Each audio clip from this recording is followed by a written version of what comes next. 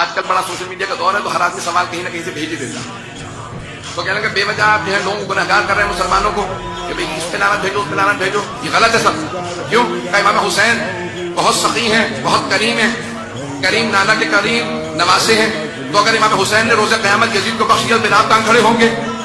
تو میں نے کہا کہ پہلے آپ سوچ لیجیے آپ کہاں کھڑے ہوں گے. توجہ توجہ توجہ. کہنے لگے بھائی آپ کہاں کھڑے ہوں گے اگر امام حسین نے یزید کو بخش دیا تو آپ کہاں کھڑے ہوں گے؟ میں نے کہا پہلے آپ سوچیے آپ کہاں کھڑے ہوں گے. امام حسین جتنے بھی کریم ہوں اللہ سے زیادہ کریم نہیں ہے. اگر اس نے شیطان کو بخش دیا